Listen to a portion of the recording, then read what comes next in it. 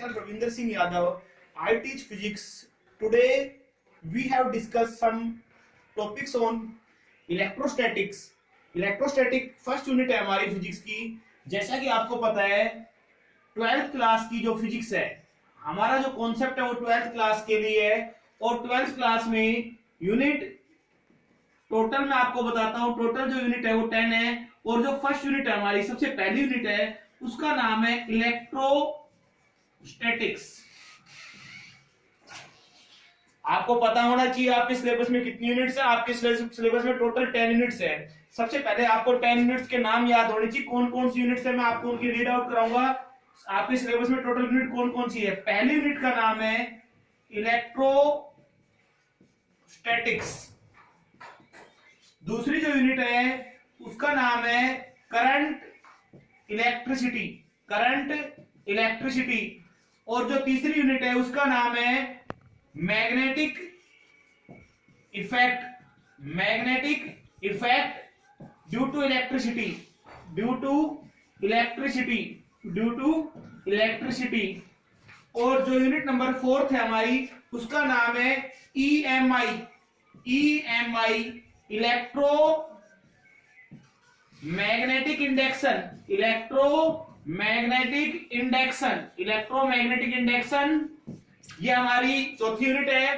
पांचवी यूनिट की अगर बात करते हैं तो पांचवी यूनिट का नाम आता है EM वेव. अगर हमारी पांचवी यूनिट की बात करते हैं तो पांचवी यूनिट का नाम आता है इलेक्ट्रोमैग्नेटिक वेव. इलेक्ट्रोमैग्नेटिक वेव हमारी पांचवी यूनिट है.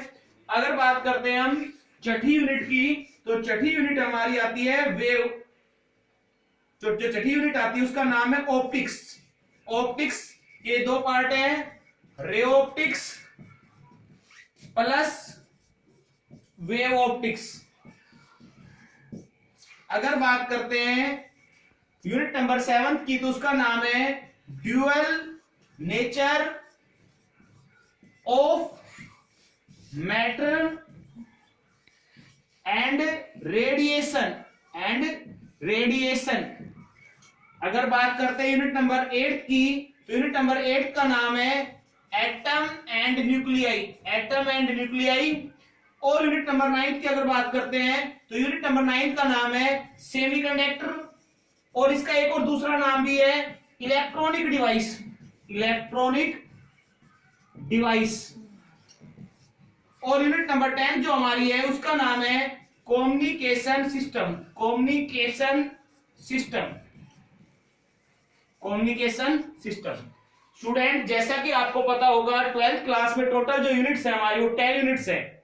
आपको 10 यूनिट्स के नाम याद होने चाहिए. आपको पता होना चाहिए आपके सिलेबस में कौन कौन सी यूनिट है. हमें इन यूनिट्स का इंट्रोडक्शन मैं आपको इलेक्ट्रोस्टैटिक स्टार्ट करने से पहले मैं हल्का सा यूनिट्स का इंट्रोडक्शन दूंगा कि कौन सी यूनिट किस यूनिट से कोरिलेटेड है. कोरिलेटेड का मतलब कि उस यूनिट के पढ़ने मतलब आपको यूनिट पढ़नी बहुत जरूरी है. अगर आप उस यूनिट को नहीं पढ़ोगे तो अगली यूनिट में आपको दिक्कत आ सकती है.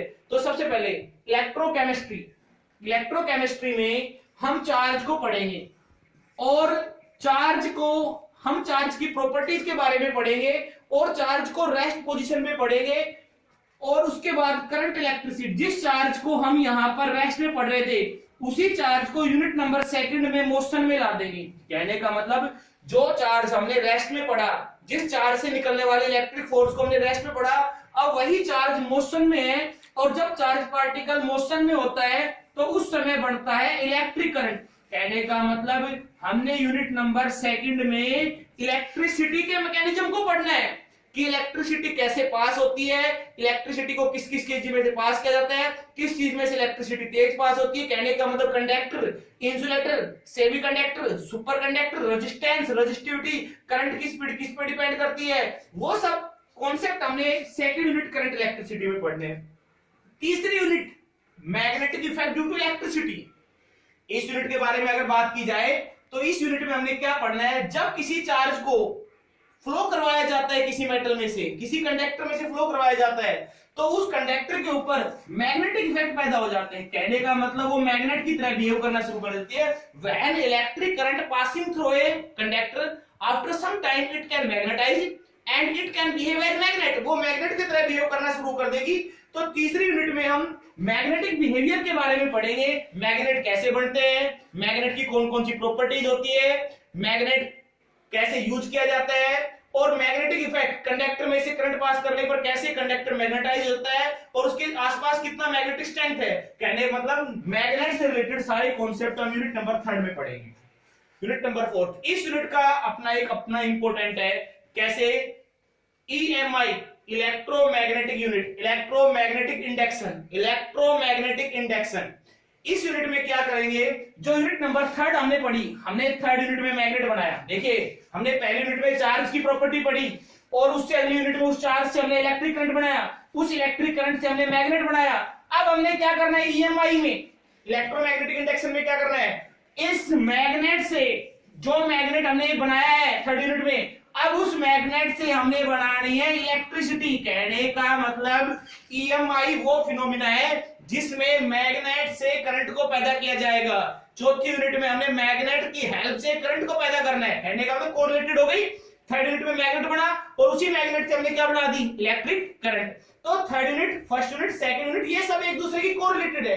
अब हमने पीछे पढ़ा चार्ज को रेस्ट में, चार्ज को मोशन में। चार्ज जब मोशन में होता है तो उससे मैग्नेटिक इफेक्ट निकलते हैं और मैग्नेट से फिर इलेक्ट्रिसिटी बनती है। जब चार्ज को एक्सेलरेट कर दिया जाए, कहने का मतलब चार्ज रेस्ट में पढ़ रहे थे, अब इस चार्ज को एक्सेलरेट कर दिया जाए, एक्सेलरेट का मतलब इसे एकदम से स्पीड दे दी जाए, तो इस चार्ज से निकलनी स्टार्ट हो जाएंगी EM वेव, तरंगे।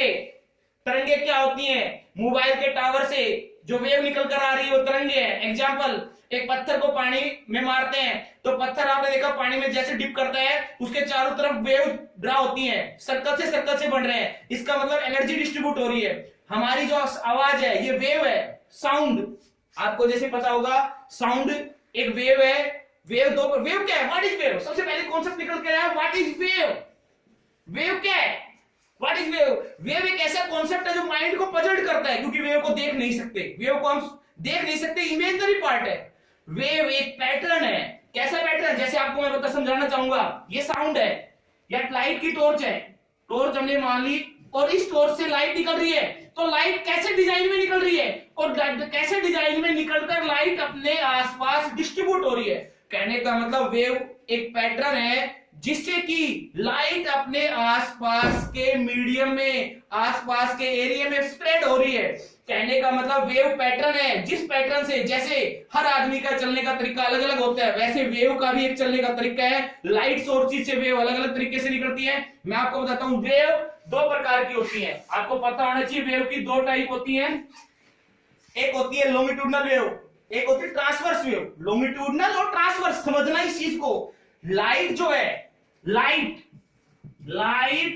एक ट्रांसवर्स वेव है, लाइट एक ट्रांसवर्स वेव है। क्यों है transverse wave, they do not require any medium. इसको चलने के लिए कोई मीडियम चाहिए, they do not have medium, they do not have medium. इसे चलने के लिए मीडियम नहीं चाहिए। आपको बता देता हूं, साउंड भी एक वेव है। साउंड जो हम बोल रहे हैं, जो आवाज हमारे गले से निकल रही है, साउंड भी एक वेव है। और साउंड को चलने के लिए पर्टिकुलर मीडियम चाहिए। साउंड एक ऐसी वेव है जिसको चलने के लिए मीडियम चाहिए। बिना मीडियम के साउंड एक जगह से दूसरी जगह ट्रेवल नहीं करता। अगर मैं इसी क्लास को यहां से उठाकर मून पर ट्रांसफर कर दूं, क्या आप मेरी आवाज सुन पाओगे? नहीं सुन पाओगे, क्योंकि वहां पर मीडियम नहीं है, एयर नहीं है। और साउंड एक लॉन्गिट्यूडनल वेव है जिसे चलने के लिए मीडियम चाहिए। तो EM वेव में हम क्या पढ़ेंगे, इलेक्ट्रोमैग्नेटिक वेव में हमने मैग्नेटिक और इलेक्ट्रिक इफेक्ट को मिला दिया और उसको मिलाने के बाद और चार्ज को एक्सेलरेट कर दिया। जब चार्ज को एक्सेलरेट करते हैं तो EM वेव निकलती है। उसके बाद ऑप्टिक्स, सबसे टिपिकल पार्ट फिजिक्स का, जिससे बच्चे घबरा जाते हैं। ऑप्टिक्स जितनी हार्ड है, पढ़ने में उतनी इंटरेस्टिंग है। ऑप्टिक्स क्या है मैं आपको बताता हूं। ऑप्टिक्स आपने देखा होगा, स्पेक्स की शॉप पे जाते हैं, ऑप्टिकल शॉप। ऑप्टिकल का मतलब, ऑप्टिक्स का मतलब वो सब चीजें जो कहीं ना कहीं हमें विजिबिलिटी प्रोवाइड करने में हमारी हेल्प करती है, जो कहीं ना कहीं वो लाइट सोर्सेज जिनसे कि हम विजिबिलिटी प्रोवाइड करते हैं। कहने का मतलब जो हमारी आंखों की मदद करते हैं, उन चीजों को बोलते हैं ऑप्टिकल। ऑप्टिकल का मतलब विजिबिलिटी प्रोवाइड करती है। ऑप्टिक्स में हम लाइट सोर्सेज के बारे में पढ़ेंगे, how many types of light sources. और इसके 2 पार्ट है, रे ऑप्टिक्स और वेव ऑप्टिक्स। रे ऑप्टिक्स में हम सारे रे डायग्राम बनाएंगे और रे की प्रॉपर्टी पढ़ेंगे, और वेव ऑप्टिक्स में हम लाइट सोर्स के द्वारा आने वाली लाइट के द्वारा किस प्रकार का पैटर्न बनाया जाता है वो वेव ऑप्टिक्स में पढ़ेंगे। इसमें हम कुछ ऑप्टिकल इंस्ट्रूमेंट्स के बारे में पढ़ेंगे, कंपाउंड माइक्रोस्कोप, टेलीस्कोप, ह्यूमन आई, लेंसेज, मिरर, हम सब इसके अंदर पढ़ेंगे। ऑप्टिक्स बहुत ही इंटरेस्टिंग यूनिट है और हम इस यूनिट को बिल्कुल इजी तरीके से एक्सप्लेन करेंगे। Unit number 7, dual nature of matter and radiation. देखो आपको एक बात मैं बताता हूं, जो पहली 4 यूनिट है, electrostatics, current electricity, magnetic effect due to electricity, EMI, ये यूनिट्स चारों, और उसके बाद 5 यूनिट, ये कहीं ना कहीं एक दूसरे से मिलती हुई हैं। अगर आपने पहली यूनिट समझ ली, आपको दूसरी यूनिट में कोई डाउट नहीं होगा। आपने दूसरी यूनिट पढ़ ली, आपको तीसरी यूनिट में कोई डाउट नहीं होगा। आपने तीसरी यूनिट पढ़ ली, आपको चौथी यूनिट में कोई डाउट नहीं होगा। आपने 5 यूनिट पढ़ ली, तीसरी और चौथी पढ़ ली, आपको 5 में कोई doubt. These are correlated with each other, ये सब एक दूसरे से कोरिलेटेड है। अब ये यूनिट्स आएंगी, बदलती जाएंगी, हर यूनिट्स अलग होगी।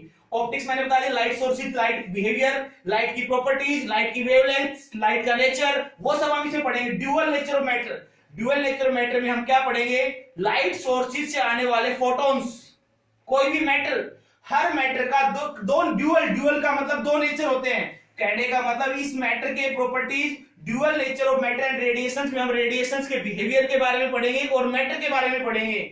उसके बाद unit number 8, atom and nuclei, जो कि केमिस्ट्री से रिलेटेड यूनिट है। एटम की खोज किसने की, विच डिस्कवर्ड द एटम, एटम को डिस्कवर करने वाला कौन था, एटम कैसे बनता है, एटम में कौन कौन सी चीजें होती हैं, एटम में क्या क्या कंसिस्ट होता है। न्यूक्लियस, एटम में न्यूक्लियस पाया जाता है, न्यूक्लियस के बारे में पढ़ेंगे, न्यूक्लियर फोर्स के बारे में पढ़ेंगे, alpha particle, beta particle, gamma particles और रेडियो एक्टिव एलिमेंट्स, जिससे uranium, like as uranium 9235, uranium 9238, radioisotopes के बारे में पढ़ेंगे, जिससे कि न्यूक्लियर पावर प्लांट में यूज किया जाता है। तो ये सब न्यूक्लियर रिएक्टर में यूज किया जाता है। एटम और न्यूक्लियाई में हम रेडियो एक्टिव एलिमेंट्स को पढ़ेंगे। यूनिट नंबर 9, सबसे इंटरेस्टिंग यूनिट, सबसे टिपिकल है और सबसे इंटरेस्टिंग। ऑप्टिक्स के बाद इसको टिपिकल यूनिट माना जाता है। हम इस यूनिट को बिल्कुल इजी वे में पढ़ेंगे। सेमीकंडक्टर, इलेक्ट्रॉनिक डिवाइस, इसका दूसरा नाम इलेक्ट्रॉनिक डिवाइस। इलेक्ट्रॉनिक डिवाइस क्या होती है मैं आपको बताऊं। हमारे घरों में यूज होने वाले जो सामान है उन्हें इलेक्ट्रॉनिक डिवाइस बोलते हैं। टीवी, फ्रिज, ये सब लैपटॉप, ये सब मोबाइल, ये सब इलेक्ट्रॉनिक डिवाइस है। इलेक्ट्रॉनिक डिवाइस वो डिवाइस होते हैं जिन्हें सेमीकंडक्टर की याद से बनाया जाता है। और सेमीकंडक्टर क्या होता है मैं आपको बताता हूं। 3 प्रकार के मटेरियल हम पढ़ते हैं, कंडक्टर, इंसुलेटर और सेमीकंडक्टर। कंडक्टर वो होते हैं जिनकी कंडक्टिविटी बहुत हाई होती है। These are those material which have high conductivity or low resistivity is called conductor. Conductor की कंडक्टिविटी हाई होती है, करंट बहुत जल्दी से पास हो जाता है। इंसुलेटर वो होता है जिसकी कंडक्टिविटी लो होती है और रेजिस्टिविटी हाई होती है, जिसमें से करंट जल्दी से पास नहीं होता। Rubber, plastic, glass, these are the example insulator. और सेमीकंडक्टर क्या होती है, ये बीच में आता है, कंडक्टर और इंसुलेटर के बीच में आता है। अगर हमको ऑर्डर ऑफ कंडक्टिविटी और ऑर्डर ऑफ रेजिस्टिविटी को निकालें तो ये बीच में आता है। सेमीकंडक्टर कहने का सेमी मेटल, बीच का है, कंडक्टर से इंसुलेटर के बीच का सेमी मेटल। इसे हम पीरियोडिक टेबल के, आपने पढ़ा होगा पीरियोडिक टेबल का जो ग्रुप नंबर 14 है, आपको पता है आपकी पीरियोडिक टेबल में टोटल जो ग्रुप है वो 17 ग्रुप है, 17 ग्रुप है और 7 पीरियड है। उनके बारे में आपने पढ़ा है। ग्रुप नंबर 17, ग्रुप नंबर 14 से, पीरियोडिक टेबल के ग्रुप नंबर 14 से, जो आपके पीरियोडिक टेबल में ग्रुप नंबर 14 है, ग्रुप नंबर 14 से हमने इसको लिया, दो सेमीकंडक्टर लिए, जर्मेनियम और सिलिकॉन। इससे आगे हम चलते हैं और इसमें हम क्या पढ़ेंगे सेमीकंडक्टर में, इसमें हम ट्रांजिस्टर के बारे में पढ़ेंगे, डायोड्स के बारे में पढ़ेंगे, electronic device, gates, logic gates वगैरह के बारे में पढ़ेंगे जो कि कंप्यूटर्स में यूज होते हैं। कम्युनिकेशन सिस्टम, कम्युनिकेशन का मतलब क्या होता है मैं आपको बताऊंगा। कम्युनिकेशन वो सोर्स है जिससे कि एनर्जी को, कहने का मतलब किसी सोर्स के द्वारा दी गई इंफॉर्मेशन को एक जगह से दूसरी जगह भेजना। कम्युनिकेशन का मतलब इंफॉर्मेशन का लेना देना, इंफॉर्मेशन को ट्रांसफर करना, दो चीजों के बीच में, 2 पॉइंट्स के बीच में। कहने का मतलब सोर्स से लेकर डेस्टिनेशन के बीच में कम्युनिकेशन होना। कम्युनिकेशन एक इंपॉर्टेंट पार्ट है। 2 आदमी बैठ के बात कर रहे हैं वो भी कम्युनिकेशन है, 2 आदमी मोबाइल पे बातें कर रहे हैं वो भी कम्युनिकेशन है। बट हमें इनको बहुत डीपली पढ़ना है।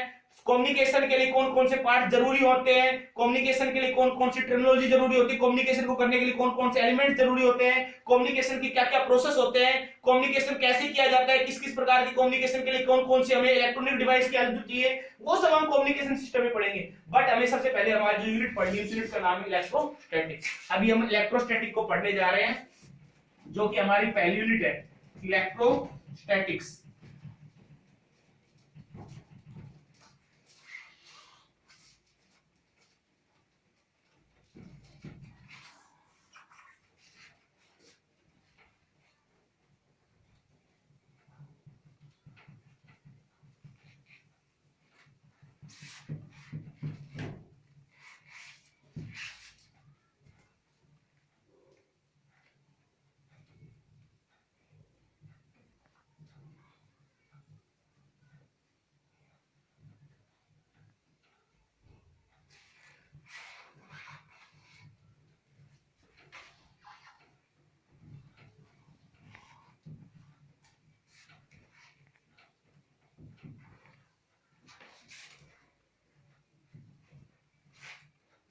जैसा कि आपको पता है, जो हमारे पहली यूनिट है उस यूनिट का नाम है इलेक्ट्रोस्टैटिक, इलेक्ट्रोस्टैटिक्स।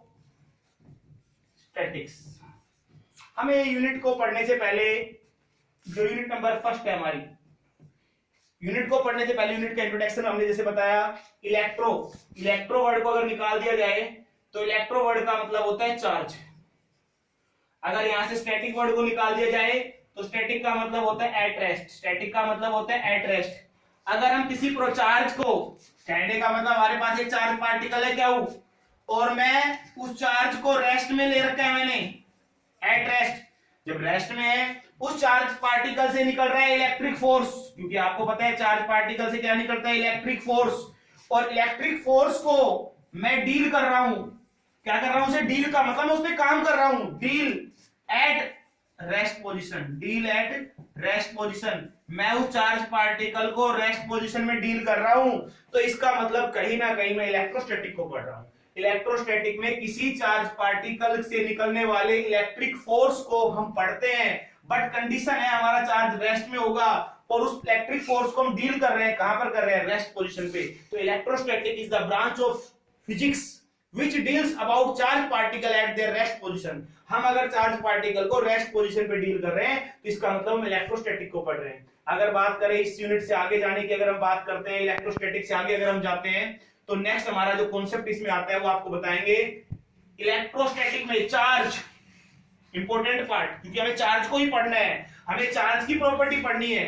तो चार्ज की प्रॉपर्टी पढ़ने के लिए देखिए, चार्ज वर्ड को डिस्कवर करने वाला आदमी कौन था, हु डिस्कवर्ड द चार्ज, पहला आदमी जिसने चार्ज की खोज की हो।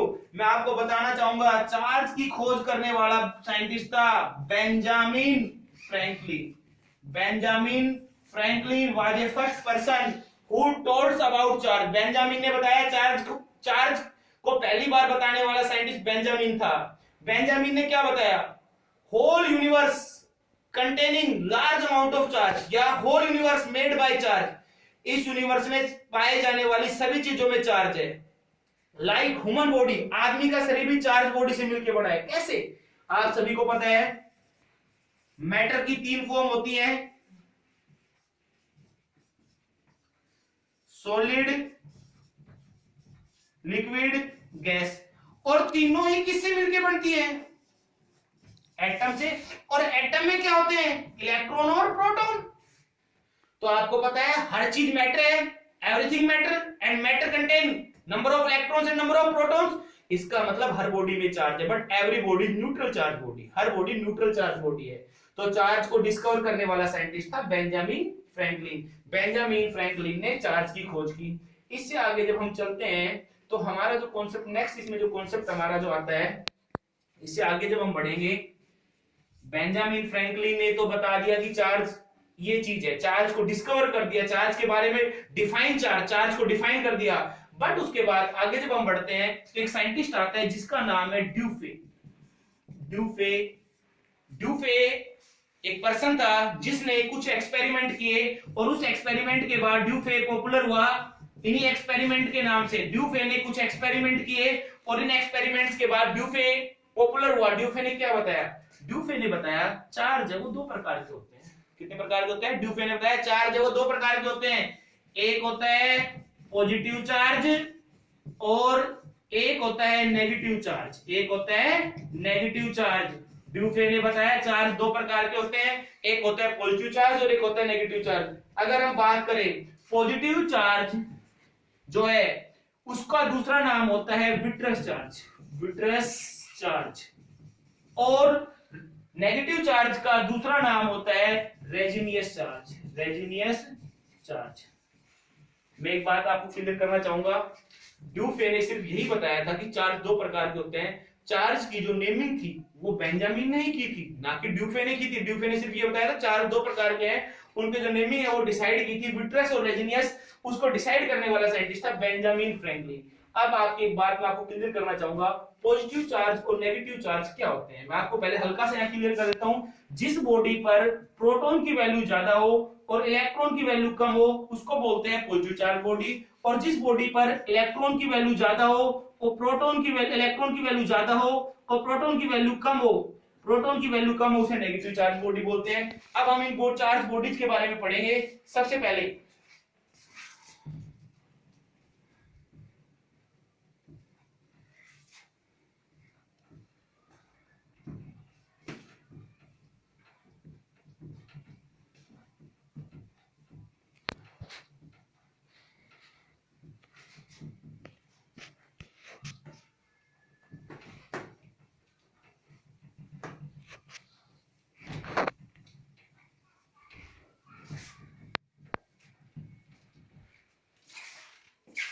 इधर देखिए प्लीज, सबसे पहले हम यहां पर पढ़ेंगे पॉजिटिव चार्ज बॉडी।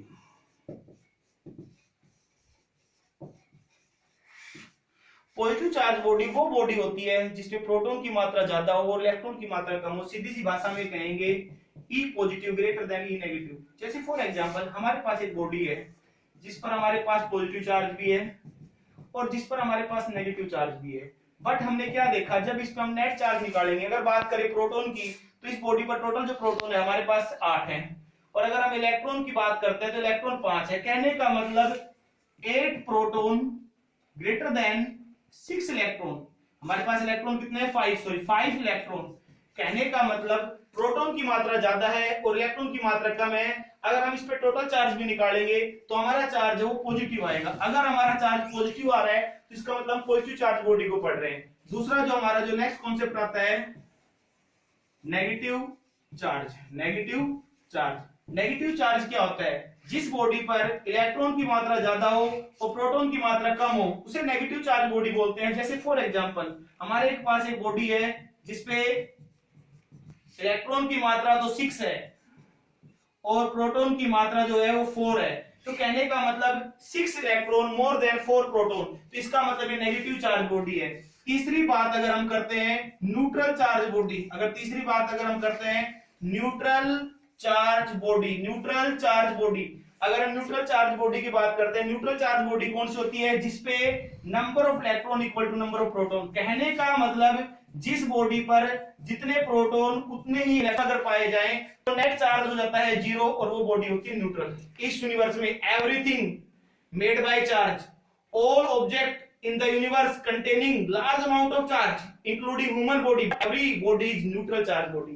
हर बॉडी न्यूट्रल है क्योंकि हर बॉडी में number of electron equal to number of proton. कैसे मैं आपको बताता हूं, जैसे नाइट्रोजन है फॉर एग्जांपल, नाइट्रोजन का होता है 7 और 14, इसमें 7 ही तो इलेक्ट्रॉन है और 7 ही प्रोटॉन, तो 7 इलेक्ट्रॉन और 7 प्रोटॉन, तो टोटल चार्ज जितने इलेक्ट्रॉन उतने ही प्रोटॉन, तो टोटल चार्ज हमारा क्या आ जाएगा? 0। हर आपके पीरियोडिक टेबल में 118 एलिमेंट है, 118 एलिमेंट में से जितने भी एलिमेंट को आप उठाओगे उनमें number of electron equal to number of proton सभी बराबर आएंगे और इलेक्ट्रॉन और प्रोटॉन की मात्रा बराबर होने के कारण नेट चार्ज 0 हो जाता है। तो चार्ज है वो 3 प्रकार के होते हैं, तो आपको पता होना चाहिए positive charge, negative charge. Positive charge का दूसरा नाम है विट्रस चार्ज, नेगेटिव चार्ज का दूसरा नाम है रेजिनियस चार्ज। उसके बाद जो आगे थोड़ा सा हम बढ़ते हैं, इससे आगे जब हम बढ़ेंगे तो बात जो हमारी आती है ड्यूफे एक्सपेरिमेंट। ड्यूफे ने कुछ एक्सपेरिमेंट किए थे और उन एक्सपेरिमेंट के बेसिस पे ड्यूफे ने ये बताया कि चार्ज है वो 2 प्रकार के होते हैं, एक होता है पॉजिटिव चार्ज और एक होता है नेगेटिव चार्ज।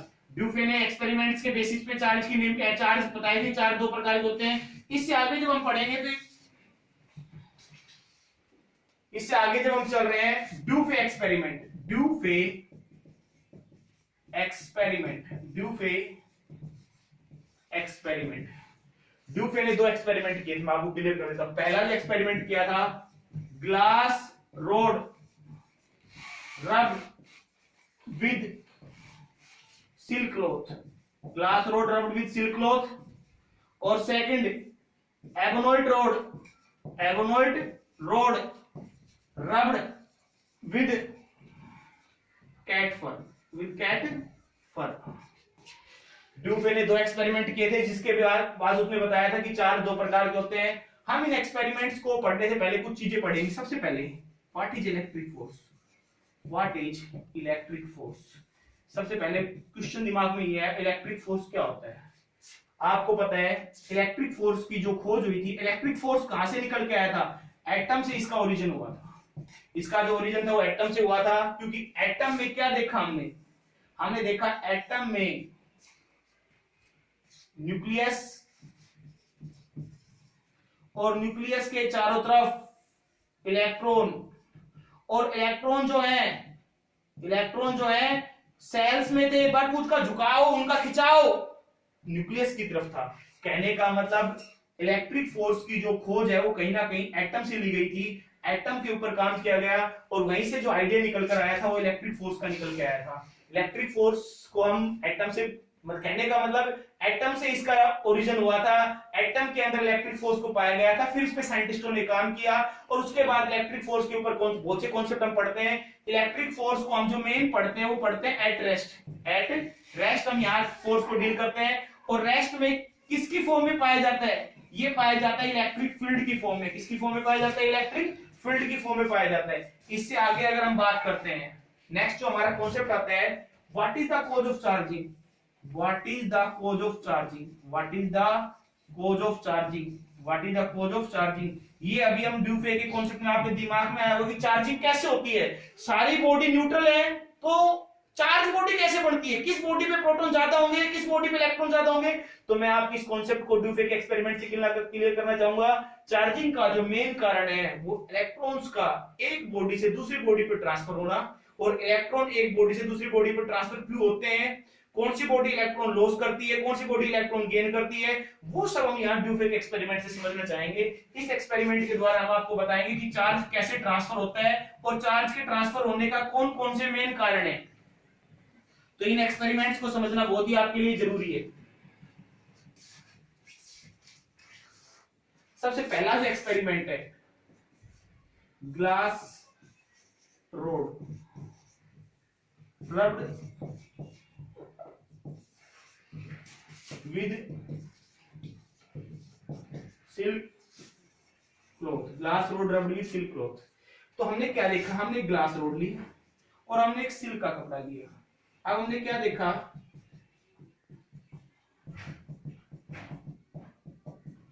जितने प्रोटॉन ग्लास की रोड पे थे, ये ग्लास की रोड है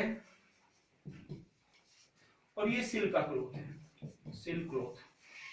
हमने क्या देखा, जितना ग्लास की रोड पे चार्ज है उतना ही सिल्क की, मतलब बोथ आर न्यूट्रल। फिर हमने क्या किया, दोनों को रब करना शुरू किया। मैं आपको बता देता हूं, चार्जिंग के 3 कारण है, चार्जिंग करने के 3 मेथड है, इंडक्शन, कंडक्शन और फ्रिक्शन, जिसे रबिंग मेथड बोलते हैं।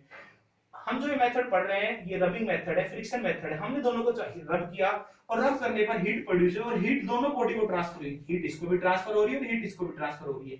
अब हमने क्या देखा, ग्लास की बॉडी ने, जो ग्लास की बॉडी है ये इलेक्ट्रॉन को लॉस कर रही है और ये बॉडी इलेक्ट्रॉन को गेन कर रही है। कहने का मतलब बात को समझना, ये बॉडी इलेक्ट्रॉन को लॉस कर रही है और ये बॉडी इलेक्ट्रॉन को गेन कर रही है। तो इलेक्ट्रॉन को लॉस कर रही है, इसका मतलब इसने अपने 2 इलेक्ट्रॉन इस बॉडी को दे दिए।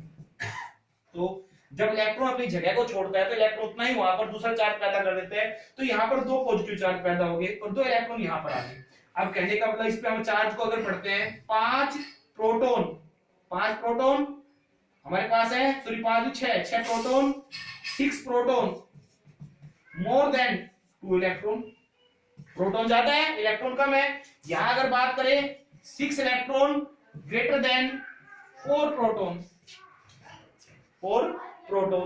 इसका मतलब यहाँ पर इलेक्ट्रॉन ज्यादा है, तो इसका मतलब ये तो कौन सी बॉडी बन गई, पॉजिटिव चार्ज बॉडी, और ये कौन सी बॉडी बन गई, नेगेटिव चार्ज बॉडी। ये बात तो क्लियर होगी कि ये पॉजिटिव चार्ज बॉडी है और ये नेगेटिव चार्ज बॉडी है। बट इससे जो आगे बात आती है कि इस जब दोनों को हमने रब किया तो हीट तो दोनों को ट्रांसफर हुई थी, जितनी हीट इसको मिली इतनी हीट इसको मिली, पर इसने ही इलेक्ट्रॉन क्यों लॉस किए, इसने इलेक्ट्रॉन क्यों लॉस किए और इसने इलेक्ट्रॉन लॉस क्यों नहीं किए। तो इस चीज को समझने के लिए आपको बहुत बच्चों के माइंड में डाउट आता है कि सर इसने इलेक्ट्रॉन लॉस क्यों किए, ये भी इलेक्ट्रॉन को लॉस कर सकती थी।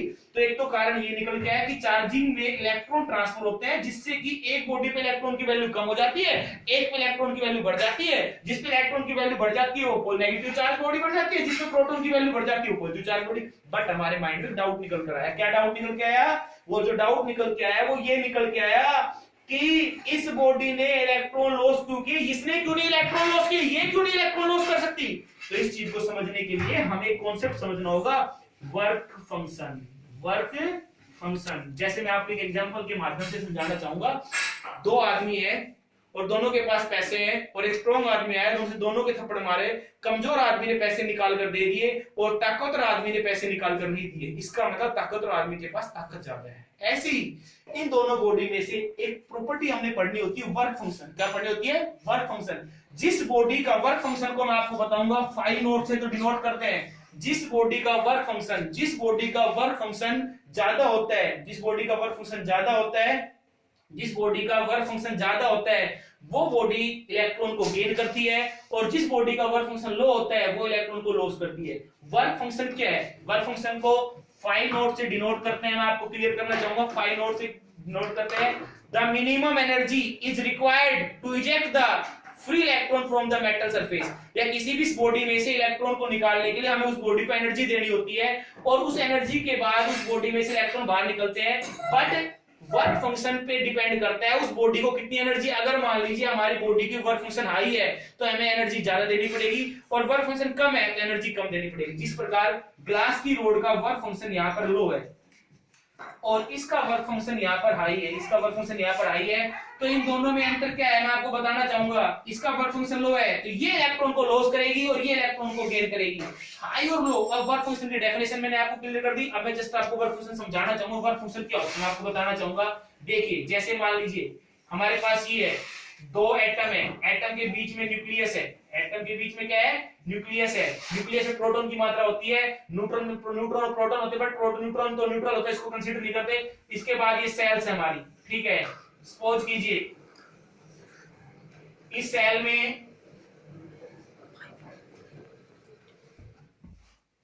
कहने का मतलब मेरी बात को समझना, जितना इसमें मान लीजिए आपकी 3 सेल है, जितना हम न्यूक्लियस से दूर होते जाएंगे, जितना हम न्यूक्लियस के नजदीक पाएंगे उतना ही हमारा वर्क फंक्शन हाई होगा, और जितना कि हम न्यूक्लियस से दूर होते जाएंगे उतना ही वर्क फंक्शन घटता जाएगा। मतलब वर्क फंक्शन वो फैक्टर है जो कि इलेक्ट्रॉन्स की पोजीशन पर डिपेंड करता है कि इलेक्ट्रॉन न्यूक्लियस से किस ऑर्बिट पर प्रेजेंट है। जितना कि हमारे इलेक्ट्रॉन्स ऑर्बिट के नजदीक पाए जाएंगे उतना ही वर्क फंक्शन हाई होगा, और जितना हम न्यूक्लियस से ऑर्बिट दूर होता जाएगा कहीं ना कहीं वर्क फंक्शन घटता जाएगा। तो वर्क फंक्शन एक प्रॉपर्टी है जो कि इलेक्ट्रॉन्स के अरेंजमेंट पर डिपेंड करते हैं कि इलेक्ट्रॉन्स किस ऑर्बिट पर प्रेजेंट है, कितना इलेक्ट्रॉन्स किस ऑर्बिट पे न्यूक्लियस से कितनी उसकी दूरी है। तो कहने का मतलब वर्क फंक्शन वो फैक्टर है जिस पे इलेक्ट्रॉन्स का निकलना या इलेक्ट्रॉन निकलेंगे या नहीं निकलेंगे। ऐसी कोई बॉडी नहीं है जो जिसका वर्क फंक्शन ना हो। आपको मैं बताना चाहूंगा हमारे पास 2 बॉडी है, एक है प्लेटिनियम और एक है सीजियम। प्लेटिनियम का होता है 6.5 समथिंग और एक का होता है 2 पॉइंट समथिंग। एक का वर्क फंक्शन हाई होता है, एक सीजियम का वर्क फंक्शन, मतलब प्लेटिनियम वो मेटल है जिसका वर्क फंक्शन सबसे ज्यादा होता है और सीजियम का वर्क फंक्शन सबसे कम होता है। आपको पता होना चाहिए प्लेटिनियम का सबसे ज्यादा होता है। और वर्क फंक्शन को जिस यूनिट से नापा जाता है, वर्क फंक्शन को जिस यूनिट से हम नापते हैं उस यूनिट को बोलते हैं इलेक्ट्रोवोल्ट। क्या बोलते हैं? इलेक्ट्रोवोल्ट। तो वर्क फंक्शन वो फैक्टर है जिसपे कि हमारा डिपेंड करता है कि हमारी बॉडी इलेक्ट्रॉन को लॉस करेगी या नहीं करेगी। तो ये आपको वर्क फंक्शन समझने के लिए इस चीज को समझना बहुत ही जरूरी है। Thank you student.